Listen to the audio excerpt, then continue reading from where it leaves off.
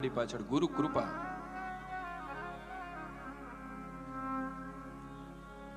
કૃપા એ વ્યક્તિના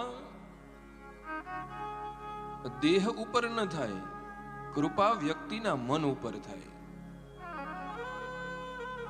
કૃપાલુત્વમ મનોધર્મ કારુણિકત્વમ દેહધર્મ.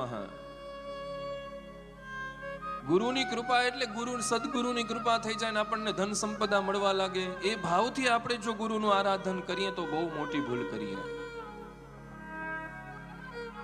સદગુરુની કૃપા એટલે આપણા મન ઉપર થાય, શિષ્યના મન ઉપર સદગુરુની કૃપા થાય.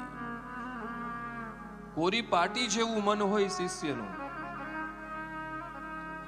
પણ એ કોરી પાટી જેવા મનની અંદર સદગુરુ આવીને એવો દિવ્ય મંત્ર લખી દે, ગુરુ ગોવિંદ દોનો ખડે મેં કાકો લાગુ પાય. એક બાજુ સદગુરુ ભગવાન છે ને એક બાજુ દ્વારકાધીશ ઉભા છે. શિષ્ય મૂંઝાણો કોને પાય લાગુ? ગુરુ કૃપા કરે તો ભગવાન મળી જાય. અરે કદાચ ભગવાન નારાજ થઈ જાય તો સદગુરુની કૃપા હોય તો ભગવાન પણ આપણો વાળવાકો ન કરી શકે. યોગ વાસિષ્ઠ્યમમાં એક શ્લોક છે કે હરો રુષ્ટે ગુરુસ્ત્રાતા ગુરો રુષ્ટે ન કશ્ચન. કદાચ હરિ આપણા ઉપર નારાજ થઈ જાય તો સદગુરુના આશ્રિત થઈને આપણે બેઠા હોઈએ ને તો સદગુરુ ભગવાન એ હરિના કોપથી આપણને બચાવી દે. ગુરુમાં એટલી સામર્થ્યતા છે કે ભગવાન કદાચ નારાજ થઈ જાય તો ગુરુનું શરણ હોય ને તો એ આપણને બચાવી લે. પણ ગુરો રુષ્ટે ન કશ્ચન.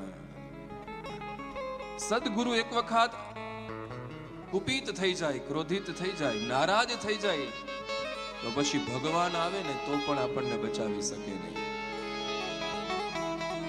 સદગુરુ એ સત્તા જ એ છે. ગુરુ એટલે ભગવાન બ્રહ્મા, ગુરુ એટલે વિષ્ણુ, ગુરુ એટલે મહેશ્વર. સામાન્ય એવા શિષ્યને જે જન્મ આપે એટલે ગુરુ એ બ્રહ્મા.